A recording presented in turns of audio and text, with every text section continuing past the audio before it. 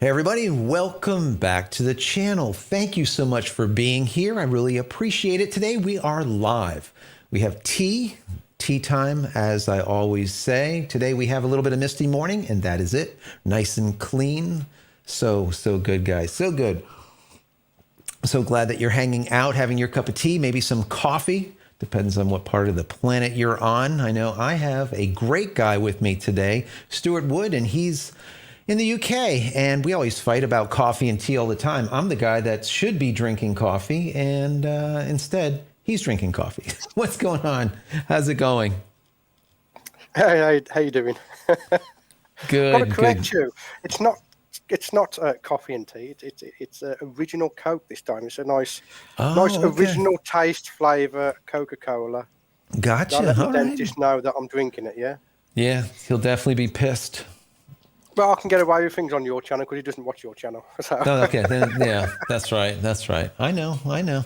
He rubs. See, he's rubbing it in because his channel is a lot larger than mine. not quite. Although I have caught you up now, though. I'm almost there.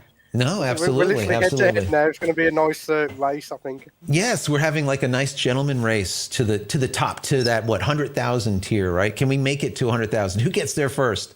And what's so funny, guys, is before we get into the discussion, we have this kind of like I said, a gentleman race. But he does something completely different on his channel. You have to go and check it out. He does a lot of macro work. He was on, if you don't know, go back a couple of videos.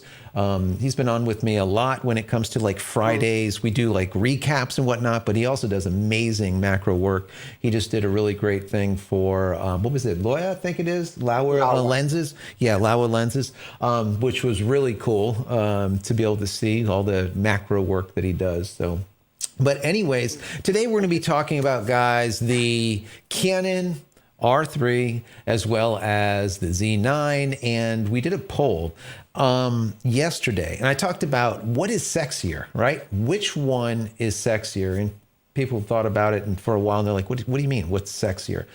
The idea that I had, and I mean, shooting for so many years, over 20 years, right? I know it dates me a little bit. Sometimes it's not always about the tech, the spec, but just holding it, like what do you get out of it? That tactile feel. And that's why there's a lot of people, and I think you can agree with this, that really enjoy shooting Fujifilm because they come into it maybe from a film type of base, and they come into Fuji and they're like, they still have all these dials and they have full control over everything on the camera itself, and they don't have to go into menus. Where do you sit with it? Do you like the menus or do you like the dials? I do like the dials. I don't like too many dials because I have a habit of hitting them when I'm using the camera. But yeah, I don't like. I'm kind of a mixed guy, if you know what I mean. I don't mind using the menu so long as I've only got to go into one menu. I don't want to go deeper down into a menu to find a setting that I've got to find. You know what I mean? At the same time, there is. Such as, if you wanted to quickly change a setting, you can just turn a knob, like on the my 80D. Yeah, the 80D's got the custom settings on the little dial knob. So on there, I'm shooting a B, for instance, and I want to quickly switch and get some B-roll. You just turn the knob and you're automatically into your custom setting. Whereas on the EOS, you got to press a button in, then click on the screen to tell it which one you want to go into. And although it's only a few seconds longer, sometimes you can miss a shot. So having those dials there where you can instantly just hit the dials it's quite nice, No, absolutely. Really absolutely. So, we wanted to talk a little bit about the EOS R3 as well as the Z9. And there was finally like this announcement yesterday about the R3. And I feel like there's just such a minuscule amount of data that they released. I think it's like maybe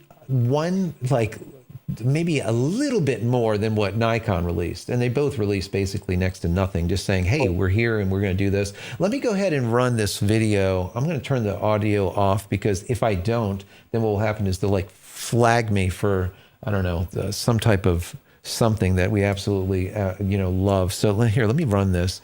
This is like the video that Canon put out there for this announcement. Explosive speed, 30 frames per second. Fantastic. You can see here, this is talking about their sensor and the different tracking, ultra responsive. This is kind of interesting too, where it's actually, monitoring your eye and whatnot. And there's the picture of it. And that's it. That was literally their official release. That's like their official announcement. That's all that you get. Nothing more. Which is really that's basically that's basically like me saying, yeah, I am going to do a critique show at some point. Yeah, exactly. I mean, I'm not going to tell you when, Exactly. I'm not going to get digitized that information. It's just crazy. It's just crazy. At some point I will get outside. We were just talking about this before we went live, that today it's like almost a day where they don't give you anything, and then us in the industry, we just speculate on rumor and nothing. I mean, there's like channels out there that are saying that, like this camera will beat that camera hands down, and this camera is better than that camera. Where are they getting the information from, though? They literally just, I don't know, pull it out of their butt cheeks. I don't know. Do is I don't talk about vaporware or rumors on my channel. So I hardly ever talk about stuff that's been announced. I like to talk about stuff that's in my hand. You know what I mean? Right. So you know what? Let's go into the only thing that Canon has really put out there was their press release itself. So let me bring that up real quick, and this way you can kind of look at it and get a feel of where this is going, because some people are looking at this as being a R1. Or an R1 replacement, or instead of an R1 coming out. Other people said that no, this is going to be the R3, and then we're going to have an R1 also. And I think maybe we can look at this and hopefully read the tea leaves and maybe pull out some cards or something and figure out what they're trying to do here. So let's just take a look at this real quick. Now, what really stands out for me is right here. It's a 35 millimeter full frame backside illuminated stacked CMOS sensor. That right there, let me highlight that. And of course, highlighting is not working. But anyways, I'm going to just highlight over it. So that right there is very important to me. Oh, there, this time it worked. The reason I think it's important is because that it is a stacked CMOS sensor. And being that it is, that means that it's going to be able to capture quicker, the readout is going to be faster, and we won't get that lag. And I'll get into that in just a second. We'll kind of get through this a little bit and just figure things out as we're going here. Now, what they did say is the current, or it says currently in development, the EOS R3 is based on the concept of high speed, high sensitivity, and high reliability. The EOS R3 will be introduced into Canon's lineup of professional and enthusiast cameras that include the EOS 1DX Mark III flagship DSLR, which was released February 2020, and the EOS 5 series. And those were obviously, like, for example, the EOS R5 that we talk about all the time. That was released July 2020. So it says the EOS R3 aims to provide professional level quality for both stills and video capture, even for moving subjects. So interesting here. It feels to me, and I don't know about what you think, it feels to me that they are placing this EOS R3 in between their flagship EOS 1DX Mark III and their EOS R5, somewhere in between that. So that to me, I don't know to you, means that this might not be that R1. So that's where I go with it so far. What do you think? Sounds like an R1 beta. That's what I think it is. I honestly think it's the beta version of the R1. Yeah, it's like, hey guys, test this new crap. Technology. Just like you don't want to put out new technology in your flagship camera that's untested, if you know what I mean. It's like dual pixel autofocus. That came in a crop sensor first, if I remember. Was it the D60? Which one? 70? Yeah. I think dual pixel autofocus, you know. Right.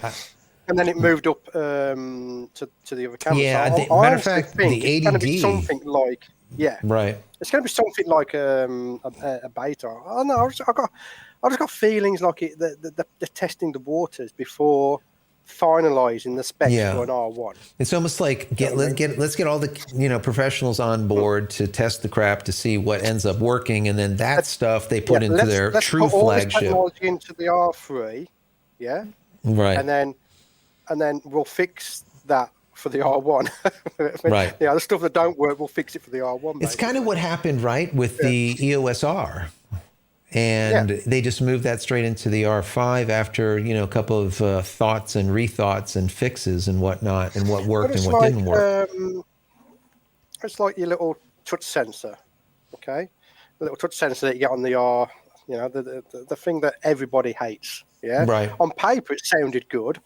So they put it on there. Then when they got all the negative feedback, they took it back off for the R5, Exactly. It could be something like that. Just test the waters out, see what people like, what people dislike, and then go down the road of the things that people like. Put that onto the R1, and then obviously make it better, faster. Right. No, absolutely. And the thing, like I said, that stands out, let's go and bring that back up.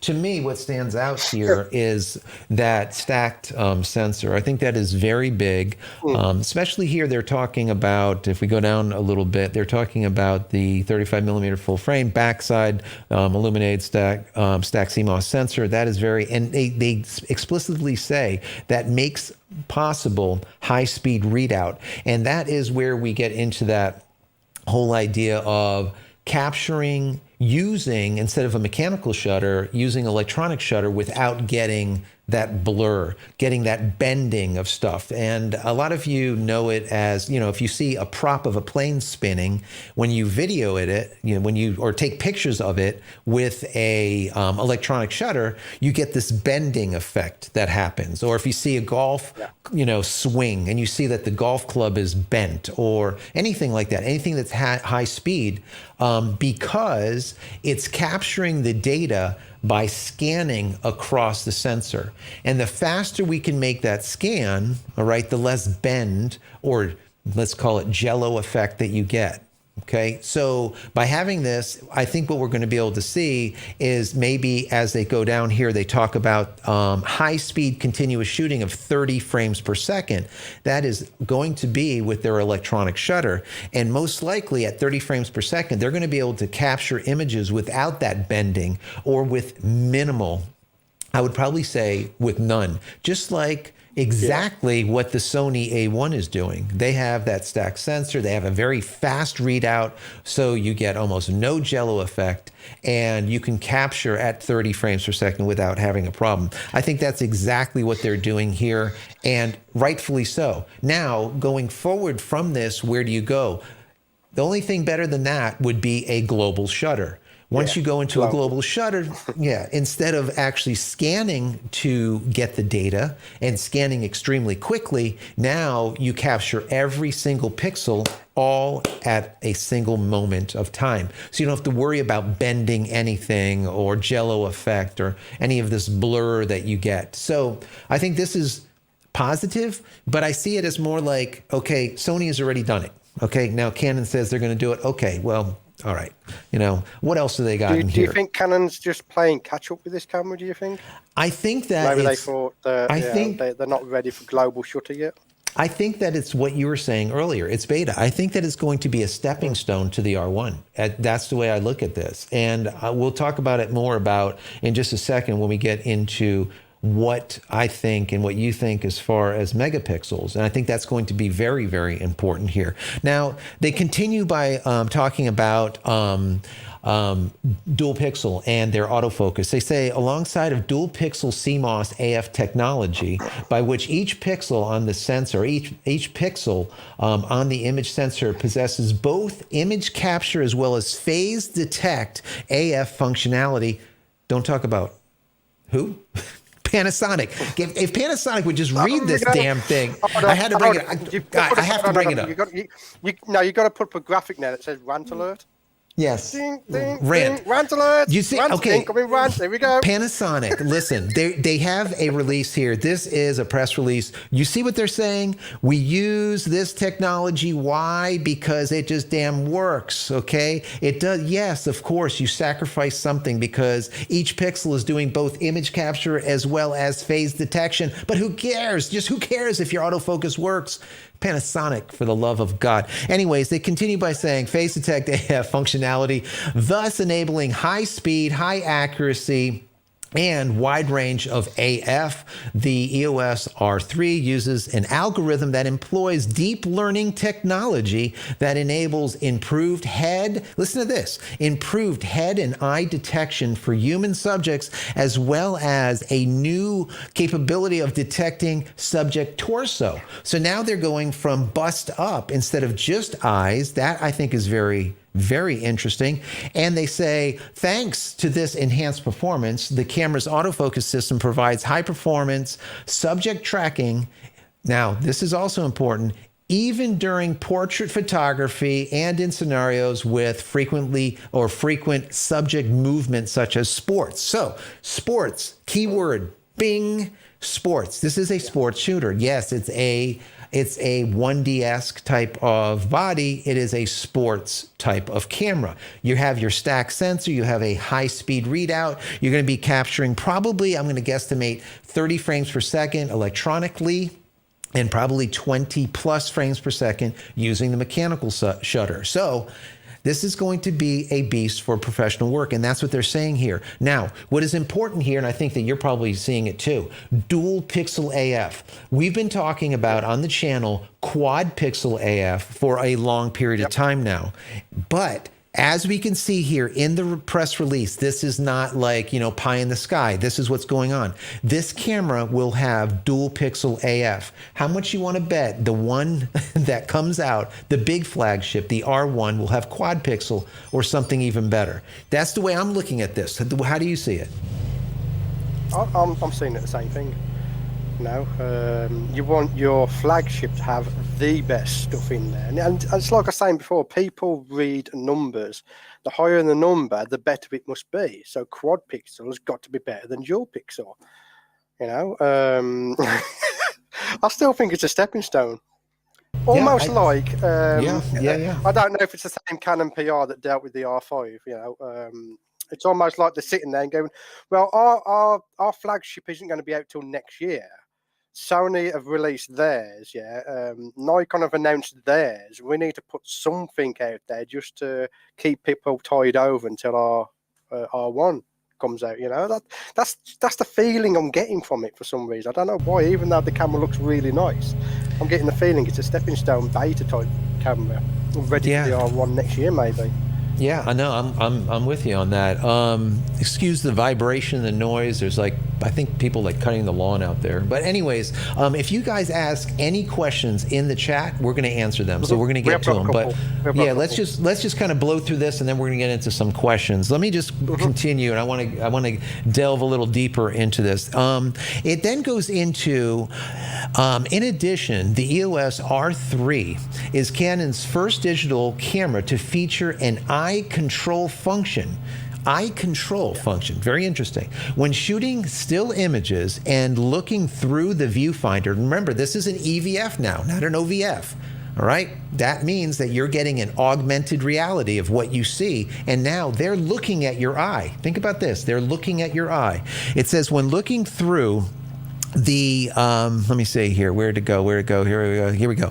When, where did I lose it here? Oh, here we go. When looking through the viewfinder, this new feature enables the AF frame to adjust according to detected movement of the user's eye.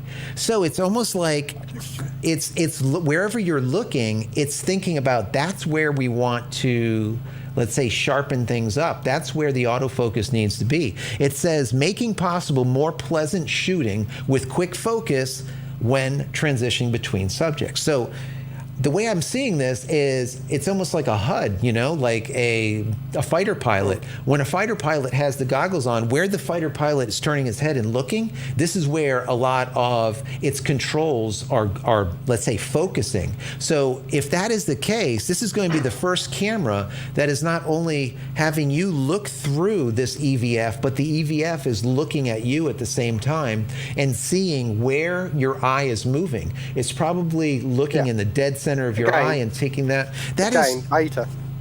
Exactly, beta technology. And I think you're right about that. And, I this really type do. of technology is it's basically like Marmite. You either love it or you hate it.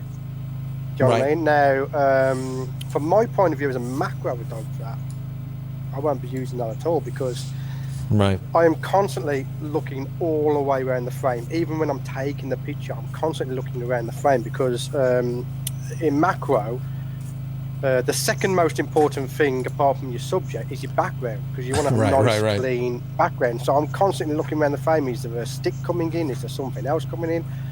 And, exactly. Obviously, I would assume that if they're going to have this technology on there, then you've got to have like some sort of button, like a back button focus type button, where you can tell it, I don't want you to move the focus while I check out. I mean, if they haven't got that on, what happens if you look down to your shutter speed to see what? It would be. Is it going to shift focus? Is it? I don't know. Your AF would be changing all the time. It's one of these things you're not going to know until you get it in your hands to try it yourself. No, I agree. I agree. Let's just finalize this, and then we'll get into more of a discussion here. So this is that eye control that we just don't know what it is, and like you said, it's probably beta. They also say that the EOS R3 answers the high-level needs of professionals by providing dust and water resistance developed with each iteration of the EOS 1 series. Now, I have 1Ds. Trust me when I say those things are big-ass cameras that are sealed well. You can run them through the mud. So they're basically pulling that. And when you look at the body of the camera itself, it looks kind of like that. It has like a really heavy-duty type of, and even the grip. You need it. You need it. It's like with me. I mean, I've got the EOS R, and it's let's say it's semi-rubber sealed. I don't think they've confirmed it's fully rubber sealed. Anyway, but when I'm out shooting with it, sometimes I get a bit scared or a bit iffy about the weather because I'm like, I can't afford to replace the camera if it does get wet. Right. So having a camera that's fully rubber sealed and knowing that, you know, if the trees are wet and I can stick that thing inside of a tree and get the shot I want, knowing it's not going to get completely wrecked, is, you know, that's great. That is absolutely. You know? You need to know that it's going to be able to handle what you're going to throw at it. They continue by saying the body design is designed with an integrated vertical hand grip. Obviously, we can see that. I really wish that Sony did that with their A1. I understand why they went with a smaller camera so that people could either put buy a grip extra and put it onto the A1 or not, without giving them the option of doing, you know, by giving them the option to do so is kind of nice for people that don't need it or want it. The benefit, there's multiple benefits to having these big grips like these vertical grips. Number one benefit is the size of the camera is larger, so that means that heat dissipation will be much better. Much better. We need to talk about the size of the camera. Talk about it because we'll have to get into that. When mirrorless came out, they were too small. They were too small. I mean, a year before I started YouTube, I took my mate down to our local camera shop, and he's the same guy who helps to fund my YouTube channel. And he fell in love with the Sony. He liked the look of it. He loved the technology in it because, from a non-photographer point of view, seeing your exposure before you take the picture is absolutely brilliant. You know what I mean? Right. But the camera was half the size of his hand. And he literally said to the sound, he said, I can't use it. His thumb covered up 4 buttons at one time, you know? Yeah. So I like the fact they're going down the route of keeping these cameras at a decent size so that they're more usable, you know, instead of having these really tiny things that fit in your pocket. I don't like them.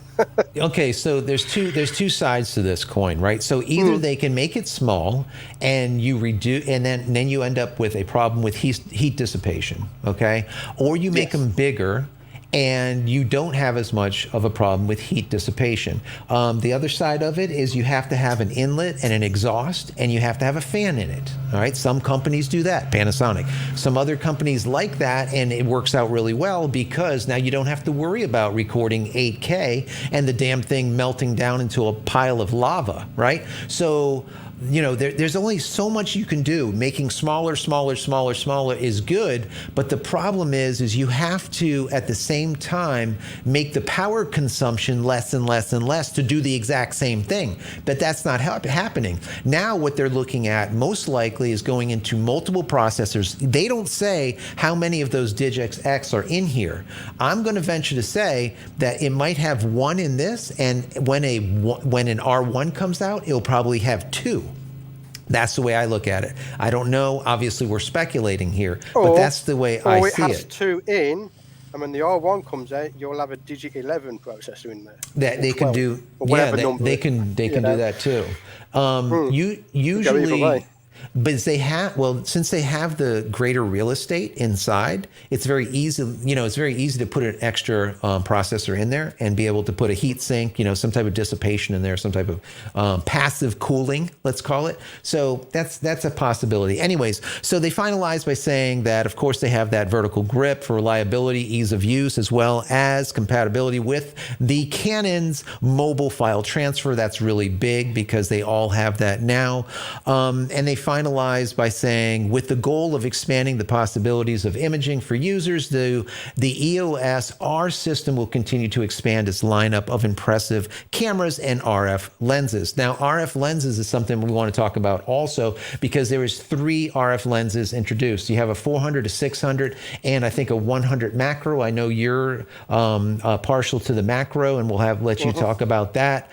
But the idea here is they're expanding their glass by just crazily. I mean, I think they're at 20 lenses right now in a couple of years or something, and they have like down the pipe like another 10 or so or 15. It's like a lot because that's what Canon does. They'll sleep. They're like the sleeping giant. They'll just sleep and they'll just sit around. They'll kick things around. Then all of a sudden they'll realize that now all of a sudden we need to do something because our market is being encroached on, let's say by Sony.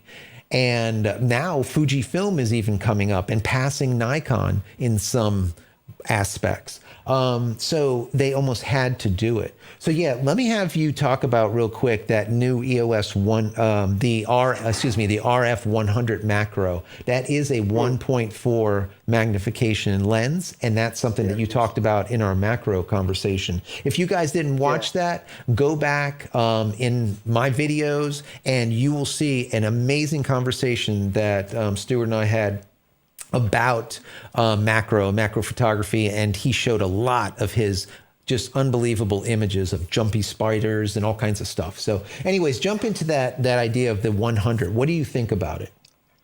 Right. Well, obviously, I'm talking from a spec sheet point of view, so my opinion might change over time. Right. I did contact Canon PR, but they neglected to not even bother replying to me. That's hard to believe. Yeah.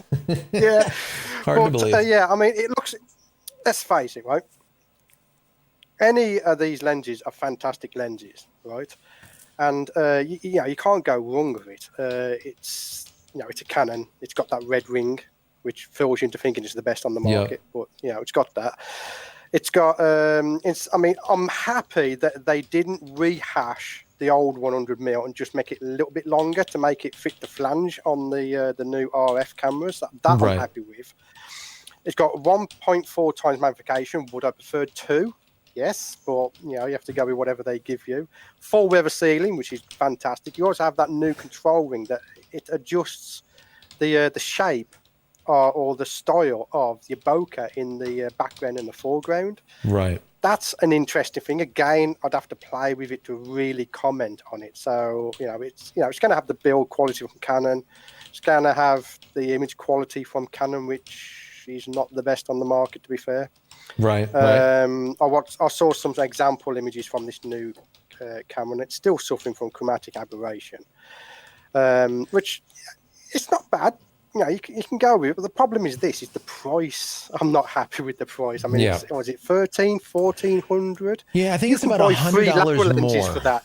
You can buy 3 lower lenses for that, and the lower is 2 times macro with no chromatic aberration. Yeah. And at the end of the day, if you're using it for video portraits, go with that one because it's going to be fantastic. I have used my Canon lens for portraits. I use it for video as well with the autofocus. It's fantastic. I'd love to see if the autofocus has changed on that particular lens, because the EF coupled with the R5 was great at tracking jumping spiders going across your frame. Right. As the jumping spider comes across the frame, I'll just click on the back of the camera to lock on the focus, and it would actually follow it going across the frame. So that would be interesting. But if you're talking purely macro photography and nothing else, I'd stick with the lower lens, I'll be honest with you. Yeah, no, I agree. I threw up the Canon EOS R mirrorless over there on B&H so you can see what it looks like if someone is watching and they don't know what it looks like. And it's just a few, you can look down the spec sheet. It's basically everything that we talked about: full frame stacked BSI CMOS sensor, subject tracking, and deep learning. That's new. Integrated vertical grip, eye control AF, dual pixel CMOS AF, continuous shooting up to 30 frames per second.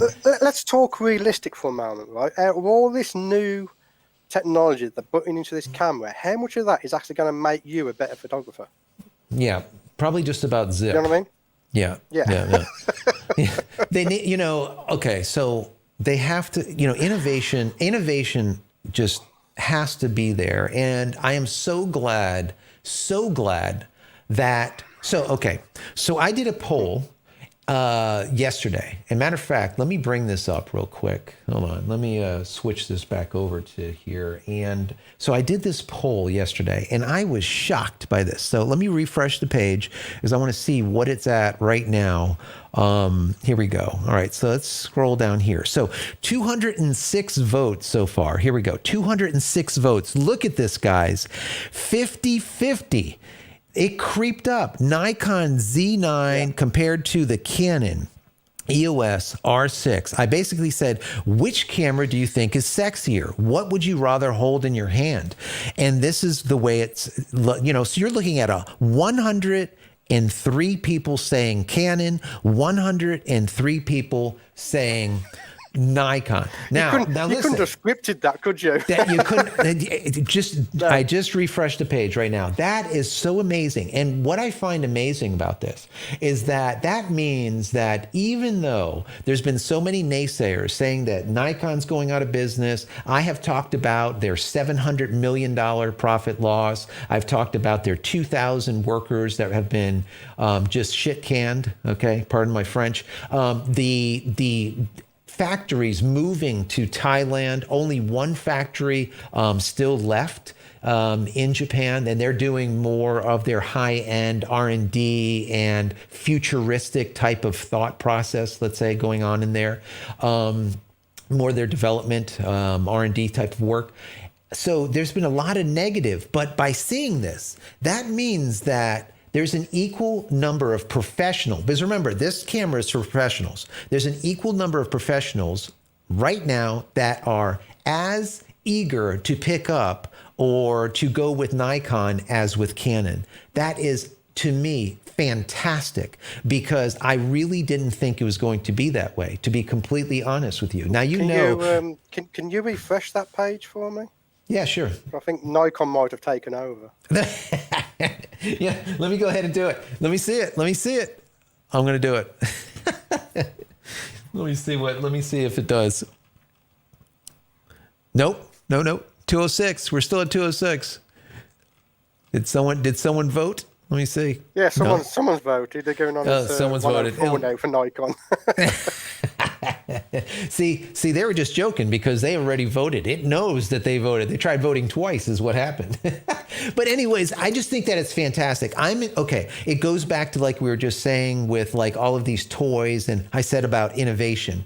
Innovation is so important. And if you don't have multiple companies that are competing, then innovation gets stifled and we end up with iteration and we get the same old crap year after year after year. By having all of these companies companies competing. Thank God Sony has come out with their A1, and it's a fantastic camera. Yeah. This is what's making these companies just bring like their A game. All right.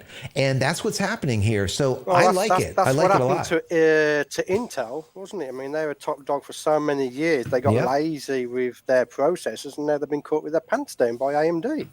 AMD is crushing it. Absolutely. Absolutely. They're doing a fantastic job. So, yeah, I mean, you know. Apart from getting the stock to the shops, of course. That's it. And so this goes back to, you know, I went over to the this page over there on B&H because, let me see, who was it? Steve H. asks, what was the ETA? And the ETA is just like they say when here, new item. Yeah, coming soon. Yeah, when we're done actually building it. So, there is no, you know, Steve, there's no ETA as of right now. Just like the Z9, there's really no ETA. The information, let me bring this up here. So this right here is the Z9, what they have over on their page. They literally have provided even less information. I mean, they say, you know, there's really, really nothing as far as what they're doing different with the Z9. And even if we jump over to the press release, if you read through the press release, there's nothing. That's all they're saying is, listen, we're doing 8K. So that means we know. Basically, as far as you know, it's just a letter on a whiteboard in the Nikon offices, isn't it? Yeah. That's it. I mean, what that means to me is they're working on it, just like Canon is working on it. They are, by them saying that it's going to support 8K, so we know that the size of the sensor has to be larger, you know, 40 plus megapixels to be able to support 8K, right? So that's all that we know here. Now, let's talk about megapixels. And this is something that I think is important to discuss. Megapixels. Now, the original question was, will this be the R1? And the R1 will never come out. And I said, no, I don't think so. Now, the reason I think so is I believe, and I own many 1Ds. 1Ds have notorious, from the day one, have always been low megapixel camera. My first 1D that I have that was $7,000 didn't even have a CMOS sensor. It had a CCD in it. It captured 4.3 megapixels. And even the latest and greatest are sitting at 20 megapixels or less, all right? They're always very, very low megapixels because they're about the raw speed to capture. So I look at this as being not the equivalent to an EOS R1. I think this is the EOS R5S that I predicted. And instead of having a EOS R5S, which would be their large megapixel, let's say 80 megapixel, 100 megapixel, they'll use this instead. It's a possibility. The reason I think that is I believe that the R1 that will eventually come out will be 20 some megapixels, maybe 24, 28, 30. It will not do 8K because they don't need it to. All right. That's my personal opinion. I don't know. How many sports shooters do you know have complained that they need more megapixels? Right. That's exact. Or 8K. Because they've always got the big ass lens on there, so they don't need to crop in afterwards. You know. Right. Absolutely. So, yeah, they just need the speed. Get those pixels shifted quickly. So I think that this is going to be another 8K beast. They're not going to melt it down like they did with the EOS R5, right? I'm going to answer that question in a minute. I'm going to start moaning. Yeah, because your camera's going to start heating up. But yeah, so I think that it just feels like that. I don't know. What do you think? I honestly don't. It's 50-50. I don't know. I honestly do not know. I'm distracted by this guy's question because I want to moan about it. Okay. Well, you know what? Okay, so let's do this. Let's go straight in. I'm going to scroll up to where the first questions were coming in, and then we'll just kind of go down a little bit. We had Steve H. Wanting to know the ETA below that. Let's see what we got here. It's about the R3. What do you think? That we're talking about that. That faux leather, that honeycomb texture. Octavian talks about that, the texture of it. I'm going to go and highlight this. You'll see that pop up in just a second. It's very interesting. Yeah, it looks interesting. Let me go and pop that in there real quick and see if I can zoom in. Let me bring us back up. Yeah, I was just trying to do that. I can't seem to zoom in though, unfortunately. Really? Does it let you? Let me see. Here we go. Not on the press release. It's not. No. Yeah. So I went to B&H. Yeah. So this is B&H, and now take a look at that. Okay. So you can see what that looks like. Yeah, it's kind of like a honeycomb pattern, and you can tell that instead of them only putting it on the grip part, they literally put it throughout the entire front-facing, camera. Yeah. It's like all the way up to the top. Now, remember, this camera looks like it's been dipped in a vat of honeycomb. Yeah, right. And right down here at the very bottom, I can't move. Can I move it? Oh, here we go. So you see this? So obviously you can see the vertical grip where it's obviously built in. You have your shutter release, but then you also have your wheel over here at the bottom where you can control it. So you have this throughout the entire unit. So when you hold it, no matter if you hold it vertically or if you hold it horizontally, if you hold it for portrait work or for landscape work, you're going to have a good grip on the camera. And that makes sense. I do like that. And, we were talking about, is this going to be, what do you think about this in comparison to the Nikon as far as sexiness? Well, I mean, obviously Canon does have the curves here. When we look at the Nikon, it's more of a square type, I want to say a 2001-esque body, but that might mean that it's a stronger body or it looks like a beefy body. I think, it's a difference between, when I see this body, I look at it as a Jeep, and when I see the Canon body, I look at it as like a Tesla or something that has like all these curves and it's more, that type of curvy body in comparison to this Z9. Does it matter? Not so much. Now, I do like that this Z9 has this wheel at the top that Canon does not. And if you look in the back here, I don't know if this is another wheel. No, I think that's actually for your eye. I think that is to control your focus for your eye, for your EVF. But anyway, so you have some function, you have a dial. And a lot of people do like the dials. I mean, I do.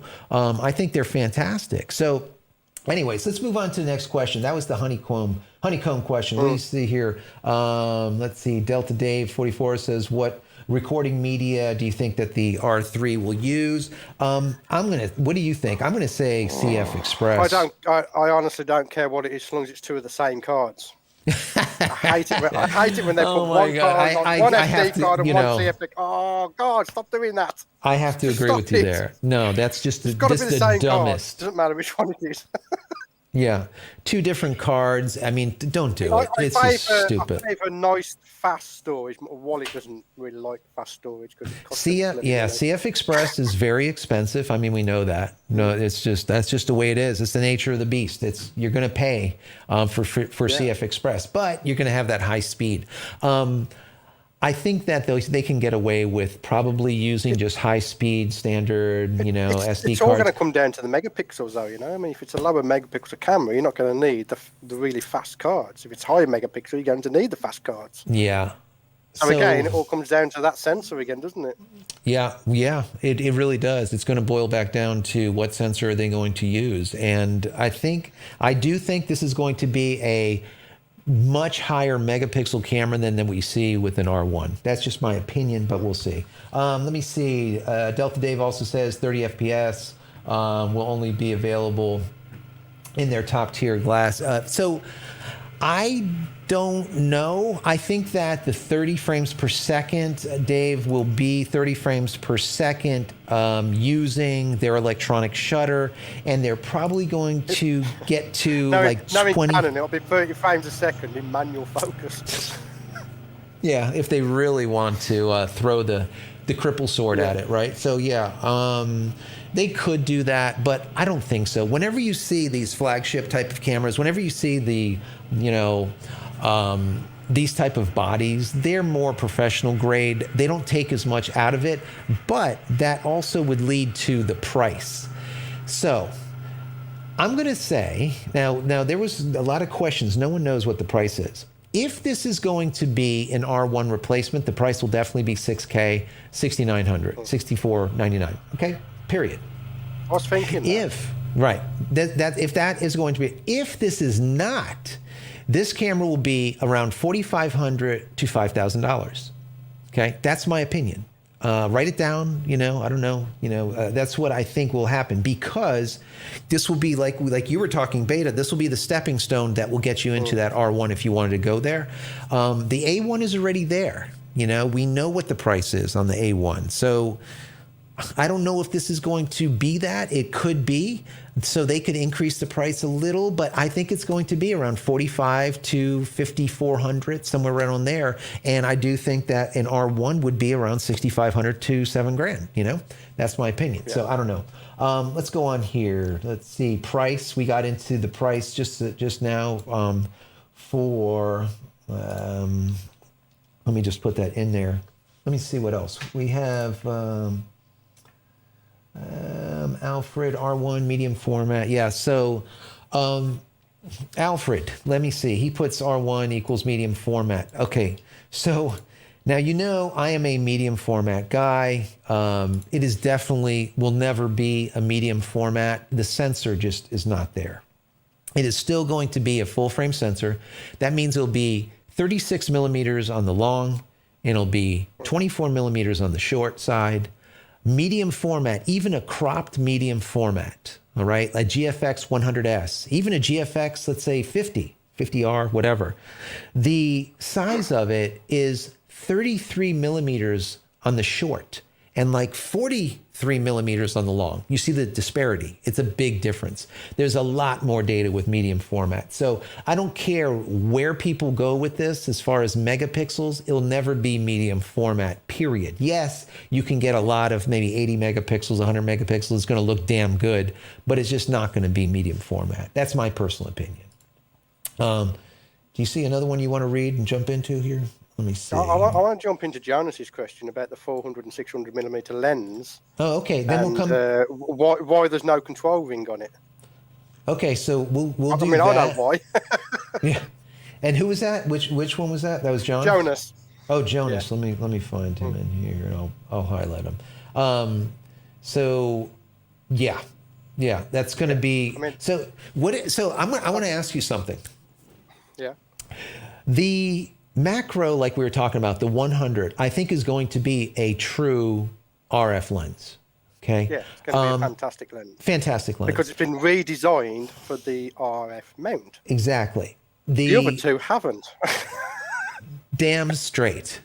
And that's where I was going with this. The reason there's no control ring on the 400 and 600 is because it's the EF version of the lens with an adapter stuck to it, basically. Pretty, yeah. That's literally all it is. And if you don't believe that, just look at the weight. Yeah. I mean, so I was listening to a video. Yeah, I was listening to a video earlier, and they were saying how, God, I don't know where. Anyways, I was listening to a video, and they were saying how the 400, the 600 was dramatically lighter than the EF version of the 400, 600. I'm like, did you not read the specs? Is that the same PR team that did the R5? It had to be them, but actually no. It was actually one of the YouTube channels, and I don't know which one it was, and even if I did, I wouldn't say. But it was the most ridiculous thing, because if you look at the specs, I mean, they're like almost identical. It's just a minuscule difference between the RF. So, like you said, that is exactly it. My recommendation is, unless it's a true RF lens, don't buy it. Buy the EF equivalent and stick on $100 adapter and call it a damn day. Period. What do you say? When they announced the 100mm macro, the fact that they've actually changed it, they've altered, they've pushed the technology, what they can do with it. I was actually afraid that it'd be a rehash of the old one, just put a longer length to it to make it work with the RF mount body. So that was happy, but then the other two they got lazy with. Basically all they've done is just stuck on an adapter on the end of it and just said that's it, that's all you need there. Yeah, no, absolutely. I know I saw some. Yeah, I would definitely go with the EF version, stick a control mount adapter on it, which is what I've got on my SR here, and that gives you the control ring adapter for that lens anyway. So I'd definitely go with the EF version. Absolutely. And if you use that, EF versions are not going to come down in price, I can tell you that now. And this is the big and the big but, is if you use the RF-EF adapter and you get the more expensive one, the one that allows you to slide in filters, now you get the best of both worlds. Now you don't have to buy ND filters that are this big for the end of your lens. You could just slip them into the back end. It doesn't matter what lens you strap onto it, you have your NDs all the time. You buy one batch. That is massive. That is really, really big. So they have to really give a lot to be able for me to say, I don't want to use EF glass anymore. I want to move over to RF unless there's something amazing. And this 400 and 600 doesn't do it. I don't think they're going to sell a lot of them. I mean, one of them was like $12,000 or something. I'm like, what? That's kind of crazy. It's just not happening. Not happening. So there's another question that came through here. No flippy, no go. I love that. I just highlighted that one. That's true. You're not going to find a flippy screen. You get any of these pro cameras, they will not have flippy nothing. Yeah. These things are made to run through mud. They're literally made to go to war, literally go to war, and shoot some more. Chances are these shutter times, they're not like these cameras that are 100, 150,000 shutter releases, and then that's it, and then they break down. These are all like 200, 300 or more shutter releases before you have to send them in. This is good stuff. You're spending $6K. They definitely on the field of battle, you don't want a flippy screen. Okay, we don't need that. Let me see what else we got here. Let me see. Let me go and highlight this. One can only hope that they improve it for the eye control AF they had in the EOS 3. Yeah, that's a possibility. We didn't mention this, did we? We didn't mention the fact that they've already tried this technology once already. They have done this in the past. I'm so glad that I'm so glad that was brought up. The name, what is it? Zilonier? I don't know. I'm sorry. I have a hard time with the name sometimes. But anyways, thank you for bringing that up. Canon has tried the whole eye thing in the past. It failed horrendously. It was kind of half-baked, and they didn't go forward with it. Instead of trying to make it better, they just left it half-baked, and then they just petered it out, and that was it. They're bringing it back, but with new technology and with faster processor. For all of this tech, you need faster processor, meaning that you create more heat. And that's why a lot of times they'll stick in the kitchen sink when it comes to these bodies, these unibodies, let's call it, with these that have built-in grips. They have more size, like I said, for heat dissipation. So they can have faster processors. If they wanted, they can do 2 processors. They could do 2 Digix X's in them if they want to. And they might do that on like an R1. But for that, I do think that having the additional speed is what you need to be able to make this work, and that it has it, they can probably do something great with it. But like you said, that's very important. You need to be able to turn this on and off. You can't just have this wherever your eye goes. It's like focusing like a damn mess. Okay, you can't have that. Maybe it's just simple as your shutter release, your shutter button. Just like when you lock in your focus and you push your shutter release halfway down, now it locks the focus there, and it doesn't matter most what you're... be able to program it into a button anyway, because that's right. All these modern cameras, you can program all the buttons anyway. Right. So absolutely. Whatever. Let me see here. What is, let's see, Stephen says, will progressive contact lenses affect your true focus? Interesting question. It's, I would have to say it's a possibility. Contact lenses, I think what you could do is you probably dial it in. All right, on where you want it to be. If you're going to be looking through the lower, however you have things set up. The same thing with like an eyeglass wearer, right? When you put your eye up to an EVF or an OVF, the diopter will allow you to dial it in to exactly the way you want it. And I'm going to guess they're probably going to do something like that. Number one. Number two, they're probably going to have a sensitivity ratio, let's say, that you can set to how sensitive the movement of AF is in accordance to your eye. So you can make it very lethargic. So you really have to look at something for more than a split second for it to just zip over there. I mean, if Canon, if you're listening, all right, I'm patenting that right now. Okay. You need to send me royalty. No, I think that would be very important, right? Because if you think about it, if you have something that's dealing, let's say going very slowly, if you look over there for a second, it doesn't snap over there. So that's a possibility. We'll see how that goes. Other questions? What do you got there? Let's see. So guys, let's see. What do you think about the Meg? All right. So Jacob, I believe, he writes, what do we think about the megapixels? And we kind of covered that a little bit. Do you think that'll surpass the R5 and QI point of view also with your, you know, the image quality? So I think it's just two different cameras. I think the R5 is the 5D, okay, 5D Mark IV. So being that, I think that that is for a prosumer leading towards a pro market.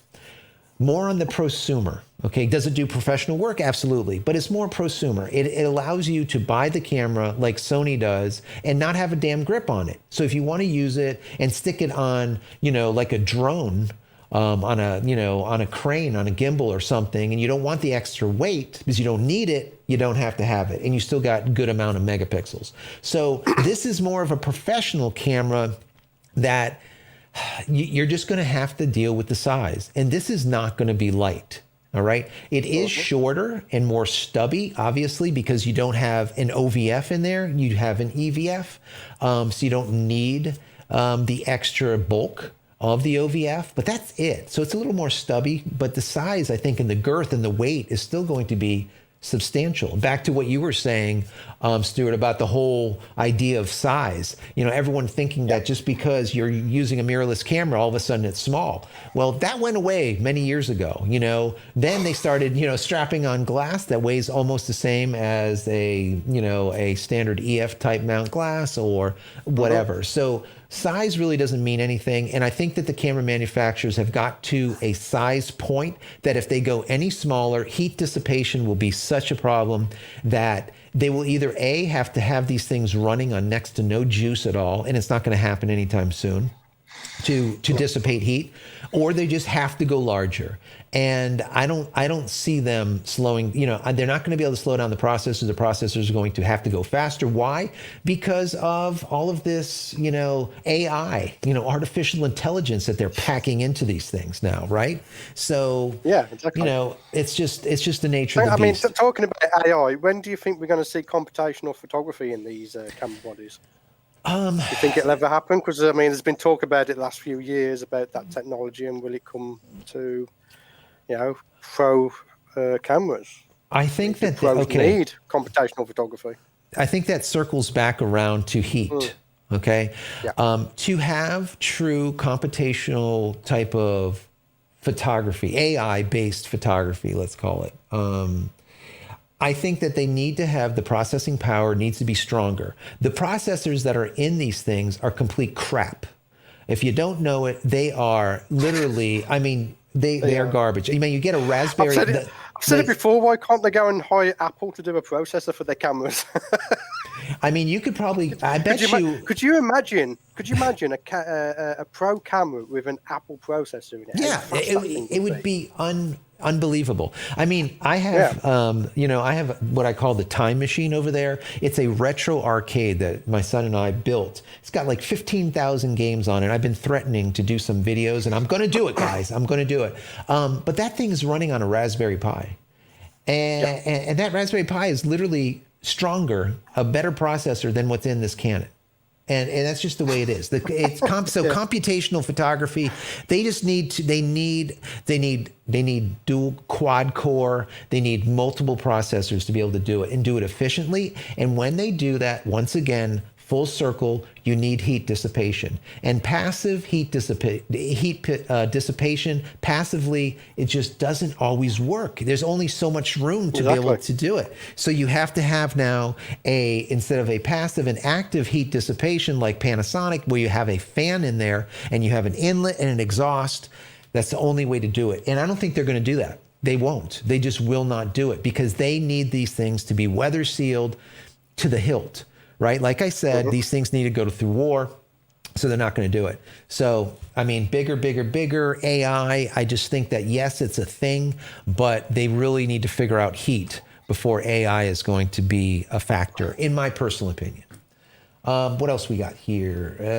Let's see. Alfred says, I hope, let me put this one in there too. I hope the R1 goes for GFX 100S, same price, but better. So yeah, it's not going to happen. I mean, it's simply not going to happen. And the reason it's not going to happen, Alfred, is because since day one that the 1D came out, like I said earlier, it has always been a low megapixel camera. The first 1D was a CCD. It wasn't even CMOS, and it ran at 4.2 or 4.3 megapixels at like $6,000, $7,000. And I have one over there. So they're always low megapixels. What was the frame rate on that thing? 4 megapixels, 4.3 megapixels. That's the frame rate. The frame rate. I believe I would capture, I want to say 14 or 16 frames per second. And this is old. This is like beginning 2000s, you know? Actually, let me look that up. I think that's good. Let me see. Release first 1D, Canon 1D. I think that would be interesting. I don't even remember when. Right before my time, I can say that. Yeah, so 2001. There you go. 2001. Yeah. Oh, that's way before my time. So, I mean, but remember, frame rate. You're looking in the teens for frame rate. Now, this is back then in 2001. And that's what they were used for, though. They were for sports action, wildlife. It had a 1.3 crop. I mean, it was a beast. The battery was literally almost the size of my iPhone. I mean, just slightly shorter, and this thing, I mean, massive. So that's what they're going to, anyways. So that's what they're going to do here, Alfred. They're going to make, in my personal opinion, they're going to make a lower megapixel R1, and it's going to just rock, just speed, and that's it. You know, I can see it doing, 35, 40 frames per second, stuff like that. Something that will be unheard of for today. That would be and the reason they can do it is that they're dealing with small frame, right? Small, a number of pixels, unlike like an A1 that's sitting at, what is it, like 50, I think? 50 megapixels, something. 50. Yeah, 50. So they're not going to have that. I don't believe so. They might go up to 20 something or whatever, just that the cusp of picking up 4K, maybe. They're definitely not going to go above that. That's my opinion. This will have more megapixels, I think, but I want to hear from you guys. What do you guys think? So what else we got here? I have a friend of mine talking about frame rates. Where he actually uses the video rather than the photography side of things. He just videos whatever he's looking at and then grabs the frame. Just frame grabs, whichever frame he wants. But yeah, I mean, you could do that. I mean, I chuckled when he told me the way he does it, because he doesn't edit his video, his images. It's literally just bang straight out the camera. You know what I mean? And that makes you wonder. I mean, 8K at 30 frames a second. I mean, technically, that's 30 frames a second pictures you could bang it out of there. You know what I mean? You're shooting the 8K video instead for 5 minutes, of course.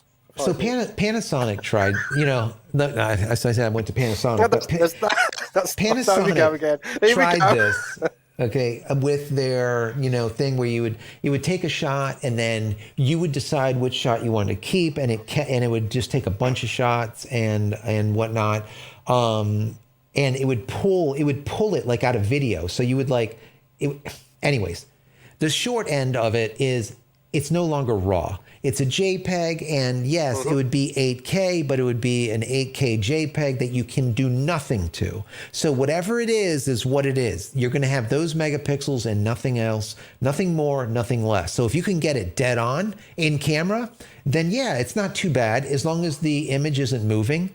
Also, now that we're seeing the stack sensor, it can shoot 30 frames per second. And I believe once we see an R1, they'll probably have dual processors in it or something that can shoot even higher than 30 frames per second. Absolutely. You can run video, of course, and pull frames out of it. You can pull, but there's no reason to pull video if you're shooting at 30 frames per second anyways, if you have a fast enough readout where you're not getting any bending or anything anyways. To me, just shoot the camera at 30 frames per second, period. And worst case, go down to 20 frames per second and capture it. Now you have raw images that you can actually do some post-processing with. Whereas with the JPEGs, you're pretty much stuck in the mud. There's nothing to do. What it is what it is, What else you got there? Well, absolutely nothing. I ain't doing nothing at all. I'm not doing nothing at all. Anyway, you do realise that's 2 rants you've had there, babe. Did I have 2 rants? All right, so yeah, I'm going to make... The first one was about the autofocus in video, remember? All right. So I'm going to have to make a formal... You're on a roll today. I'm going to have to make a formal apology then. If you guys are watching, I'm really sorry about that. Just make a formal complaint to Panasonic, tell them to fix their shit. Okay, you know what? I'm going to write a letter. You won't have to complain then, would you? You won't have to complain. I remember talking with let's say one of the senior guys over there during when I used to cover the shows, and they just honestly they don't listen. I don't know how else to say it. It's just I'm being kind at this point. I'm not going to rant. They really don't listen. Unless it affects the pocketbook, they don't listen. End of story. That's it. I'm not going to go any further with it. Anyways, what are they? There's a lot of questions coming in here. What else do we have here? CF Express, too expensive? Absolutely. Let's see. Nick Can says, interesting to see Canon mirrorless R3. Will it be crippled? Great question. Maybe they cripple the R3 and they don't cripple the R1. That's a possibility. God knows. We know how Canon works. Medium format. Am I with that mouth? I do every once in a while. Canon not crippling the camera? Yes. It will not. Yeah. Procedure. It's standard procedure to cripple a camera. Yeah. I can't see them doing anything different. It just makes sense. Why not? You always have to start wrapping this up because my kids are getting hungry. Okay, what do we got here? Yeah, we're in for an hour, so we're gonna have probably like maybe 5 minutes, 10 minutes. Any other questions? We'll scroll down to the bottom. We'll start answering some of those. But yeah, the crippling is just something that they do, and there's a lot of people commenting that they want a DSLR with R5 technology in. But I've got to ask the question, and do please answer in the comments. Why do you want a DSLR with R5 technology in it? It's a good. So I still love my DSLRs. I know why I would want one. I just want to know people's comments. See if it's a overwhelming same answer, or have people got different reasons as to why they still want the DSLR. Yeah, it depends on what you're doing with it. For my use case, a DSLR works just as well as a mirrorless. It doesn't even matter. I haven't even converted. You're using the R5. I haven't even used. I still have. I got like 12, 13 DSLRs over there, from 1Ds to 5Ds. I literally have 10D, 20D, 30D, 40D, 5D, 7D, 70 Mark IIs. I got all of the 5Ds. I got like a whole crap load over there of cameras. So, but anyways. 3.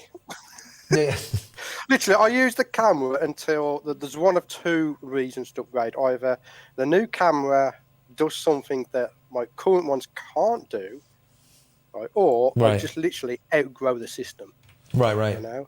And with these cameras, it was literally the focus peaking that did it for the macro photography. It's so much nice to have the focus peaking, because you got this bug is going in and out and all over the place, and you've got the wind you can blowing dial on in the the branch eyes that's going all over the place. You're just like, Jesus, okay, but Yeah. With the focus peaking, you just basically wait until your focus area that you want in focus turns into the color of your focus peaking, bang, and you're done. And you got it. Focus 'Cause like I peaking. said, originally the R that I bought was originally for the video side of stuff, but when I used it for the photography, I was like, I've got to have one for the photography as well. Yeah, all of when I shoot on set, the Evas and all the rest of the cameras that we use, we always pull focus anyways, and we're using peaking or the box. I call it the box technology that Panasonic has put out there that I really love. I think it's even better than peaking. But that's just me, because we use Panasonic EVA 1s on set when we're recording TV episodic stuff. But anyways, let's go here. Ron, let's see. Roman Paul says, do you think the Nikon's AF will be strongly improved in the Z9? I think Nikon is doing. It has to. Yeah, it absolutely. There's no question about it. It's got. I think it will. Improved. I do think it will. That's the one thing that people are moaning about when it comes to Nikons is the autofocus. So it's got to be. There's no question. They shouldn't even be discussing it. We shouldn't even be discussing it. Yeah. It has to be. Full stop. Yeah, we got RIP DSLRs. I will miss DSLR technology. So many wonderful memories with DSLRs. Yes. I will miss not cleaning them as often, because when you go to mirrorless, boy, the amount of times you have to clean those things. Yeah, you're always cleaning them. Yeah. You're always cleaning the mirrorless. It doesn't matter what you do, you're cleaning the mirrorless for sure. Just because it's even worse for macro photographers as well, because like if you're a portrait photographer, you might have a favorite lens, 85mm. Right. Or wildlife, you've got a 600mm, but for macro, you're constantly changing lenses because you want to change your your magnification, and then combine that with the fact that you're inside a bush while you're doing it as well. Yeah, it gets dirty. It really does get dirty. And for where I am, I'm in South Florida. There's beaches on all three sides of us, because we're like a peninsula, right? So there's beaches everywhere. So we're shooting a lot of scenes, a lot of things on the beach. So you can imagine changing a lens with the tiny, tiny, tiny salt that's in the air. That salt gets on all the lenses, everything. And when you pop open the camera, when it's a mess. And if you go in there and go and try swabbing it and not doing it properly, you will destroy the cover of your sensor. People think that you're actually cleaning a sensor. You're not. You're actually cleaning a like a glass. Let's call it glass, whatever, a piece that's over it. But yeah, you will scratch it. So salt air is a real big problem. I ended up coming out with the whole Aurora camera care stuff that we talked about the last time for full frame, APS-C, as well as micro four thirds. I came up with that literally when mirrorless came out, because people were saying, I don't know how to do it properly. I want to be able to do it without having to guess how many drops and stuff. I've had a lot of people come to me going about, can you help me clean my camera? And I'm like, no, not unless I physically got it in my hand. No, so being able just to take swab out and just do it. Yeah. Obviously, I'll give my opinion when I get my review sample. Actually, yes, I am sending you over some. So hopefully, from me to the UK, we'll see how long it takes and see if they. Yeah, we'll see how long it takes. Yeah, and how much money they charge you for receiving it. and don't get me into a rant on VAT. Well. If you get me onto a rant with VAT, this is going to go very long. So. The thing that boils my piss, right, is when you take it to the shop, they do exactly the same thing as what you would do to it if you did it yourself anyway. Not like they're doing anything special. No. Do you know what I mean? But then I wonder, if you do take your camera to the shop to be professionally cleaned, how much do they charge, and how much of that is VAT? Yeah, it's true. No, it's true. Yeah. I mean, literally, if I send my camera out, it's about $100. Okay. I sell my kits for $24.99, and they have 5 cleanings in them. So what does that come to? $5 a cleaning? And it's already for you. So what's the VAT on $5? Yeah, I don't even know. What is it? 20 some? If you want to have some fun in the comments, just ask Joe about his VAT experience in the UK. I will not. I won't even answer it. I won't. I'm so pissed right now when like Amazon. I can't. No, no. You're trying to do it. You don't. I will not. I'm not even going to get into this whole UK VAT thing. And no, I'm not doing it. Anyway, so let's see. Steven says thanks to the show. You're welcome. Really appreciate you being here, Steven. Let's see. Robert says Pantex is about 10 years behind. Well, Pantex. I actually like Pantex, but they are a bit behind. Let me see. Looking through a viewfinder before you judge. Yep. I agree. Let's see. Went with Canon or Nikon to make a modern DSLR with IBIS. It's just not going to happen. DSLRs are just slowly going the way of the dodo bird or the dinosaur. That's just the way it is. These Sadly, EVFs are just going to keep getting faster is. and faster and faster to the point where there's no competition. Once again, stack sensor is getting really close to global shutter. Yeah. Once we get to a global shutter, then there's absolutely zero use for a DSLR, besides looking through an OVF in comparison to an EVF. And now that EVFs are getting so good, I think it was like, what is it, 9 million? I think it was 9.1, 9.3 million megapixels, I think Sony has. Some crazy ass numbers like that. I think it's 9 million megapixels and 240 hertz refresh rate. I mean, that you're not going to get any black out there. It's going to be undiscernible from looking out of an OVF, pretty much, But you're going to have the added ability of a HUD. Could you imagine paying tax, a VAT, I should say, on a Panasonic camera where the autofocus don't work? Imagine that one. You know what? I won't do it. I'm not doing it. Don't bait me. I'm not doing it. Let me see. Keep going through these questions so we can bang through them real quick. I'm going to let people go. I know there was like 70, 80 of you around, and I think there's like 60, 70 now. I don't know. But we're going to go through this, and we've been going for an hour. This way we can kind of close up shop a little bit and get final thoughts. Olympus team, up to Samsung for the phone, camera technology. Yep, that's Nikon lover. Maybe the next phase of photography is upon us. We never know.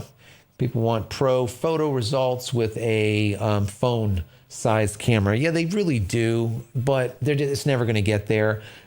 Sensor size. That's why I always say that Micro Four Thirds are going to be going away, because we have phones that are in people's minds doing a good enough job, as good as a Micro Four Thirds. If it is or it isn't, it doesn't matter. The perceived value is the only thing that matters. People will not buy a $1,500 Micro Four Thirds camera. They'll buy a $1,500 APS-C or now full frame, because they look at bigger is better. Period. End of story. I mean, we could debate it, but that's just simply the way it is. And the camera phone, the smartphone, is taking over everything else. All of the little, quick shots. It is what it is. We could open up discussion if you're talking about purely a macro photographer. Yeah. Yeah. An R5 camera with a Micro Four Thirds sensor. Ooh. Damn, man. Now, that would be a macro photographer's dream camera. Because you're getting double the magnification. Right. And yeah. Yeah, you don't have to get an R5 with Micro Four Thirds sensor in it.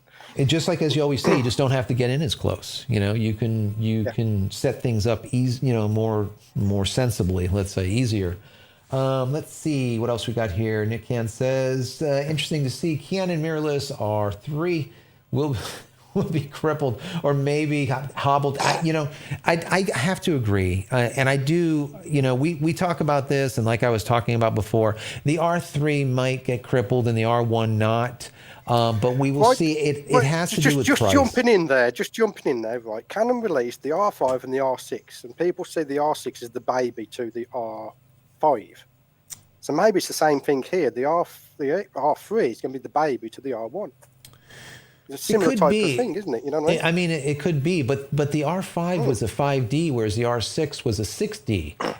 This R1 would be a 1D, but an R3 would be what the hell? And that's why I speculated that maybe the R3, no idea.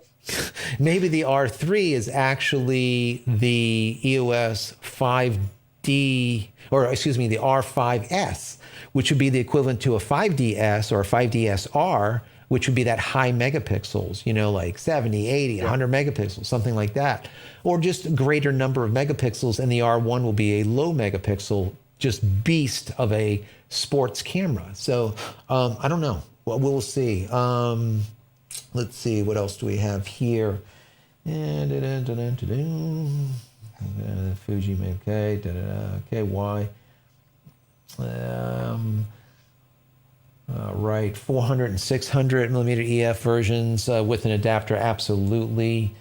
Just go with that. Just it's a no-brainer. If you need a 400 or 600 millimeter, just go with that. Go with an EF and throw on a mount, an RF to EF mount, EF to RF mount. I would suggest getting the more expensive mount so that you can also add in polarization as well as ND filters, and you don't have to buy a ton of them. So any piece of glass that you strap onto that adapter, you'll be able to get the benefits of that. And so one purchase instead of many purchases. Let's see. Octavian, do you need to... So Octavian says, do you need to stare at something or just kind of like just look at it for a split second to get that focus point? I don't know. And I think that it's back to the idea of what I was saying, that maybe they'll have something that you have to stare at it for more than, let's call it 500ths of a second in comparison to something, 10 times faster. So I don't know. I don't know what they're going to do with it, but it is interesting. It's definitely interesting. All right. Adaptive glass. Joe Max says that expect to lose the 12 FPS shooting mode when you adapt glass. So it's possible. I don't know. I don't know how they're going to do it. How they're going to pull it off. Okay. Remember, this is all new technology, and they could pull it off where even though it's adaptive, that you still can really motor through at that 30, at 30 frames per second, 20 frames per second, 24 frames per second, something like that. But we'll see. Obviously, there's no data on it as of yet, so yet to be seen, I guess. Do you think that, yes, we will have to say yes on, let's see, IBIS, AI, let's see, yes, heatsink. Yeah, Ron Paul was talking about when you can mold heat sink into the chassis and blow air on it from the outside. Yeah, the problem with that, Ron Paul, is you can't do it because you will, as soon as you put a heat sink into it that's not passive and it's active and you're blowing air over it through an inlet and through an exhaust, you've already, it's no longer weather sealed. You just can't do it. These cameras are just they're not made for that.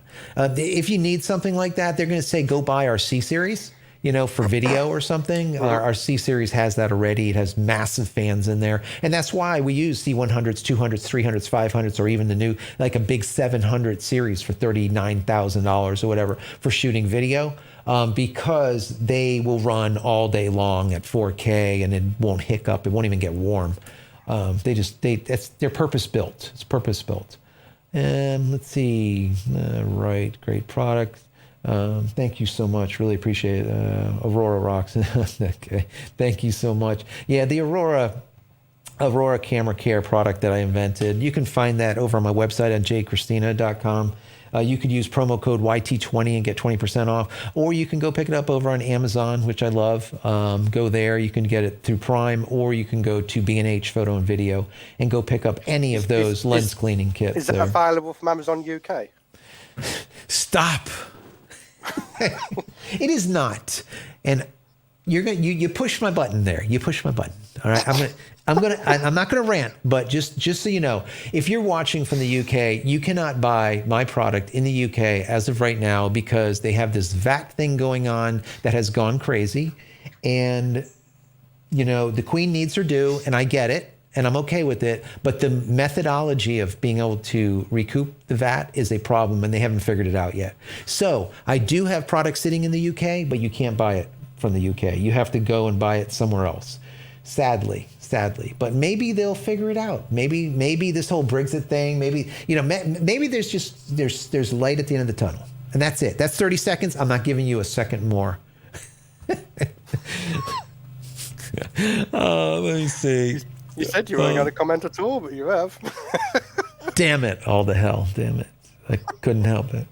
All right, let me see. OVF, yeah, for birds. Jonas says, I love the OVF for birds and action, type of wildlife stuff.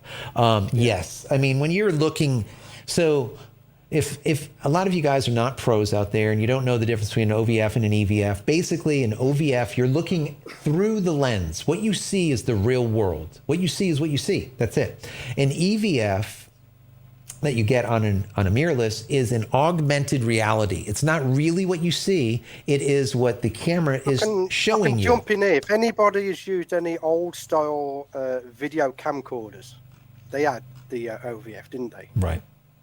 EVF. Sorry. EVF. Yeah, and it EVF. looked a mess. When it was all black and white, Right. you look for the viewfinder, it's all black and white, and then when you move the camera like that, then your viewfinder would move afterwards. Yeah. That's basically what it is. It's basically the same thing. And the only reason why the EVFs are even half worth a damn compared to an OVF today is because, like you were talking about, they have 9+ million megapixels with 240 hertz, to be able to do it, so you don't get that flickering. The very first versions, they were horrible. You would see the blackout when you were taking pictures, and like Stuart was saying, as you moved around, it would be like delayed. But now they have better EVFs and they have better processors to be able to run these EVFs. So they're getting there. Is it as good as an OVF? I mean, they're there. I still like my OVF. I don't know. I think it would all come down to what type of photography you're doing. Yeah, that's true. That is true. That's true. I agree with you. If you're photographing fast-moving stuff, then an OVF is probably still better at this time. I agree. But if your subject isn't moving as much, then an EVF is fantastic. Yeah, no, absolutely. Now, Robert does kick in here and say, and I have to concur, the S1H, and that's the Panasonic's camera. We use that on set regularly, and yes, it does have active cooling, and they say it's weather proof. Let's call it weather resistant. Also, What's the focusing like on that one? It's shit. But I'm not gonna rate. So I say this all on that one. No. So the focusing, the reason, so the S1H, the focusing is good for taking photographs. It's actually really quite good. Is that the one with the fan in it? The Yeah. S1H? Yeah. It does have a fan. He was commenting to the C70, the FX3, FP. So yes, there's a lot of cameras out there that state that they are weather resistant, weather proof, and they do have active cooling.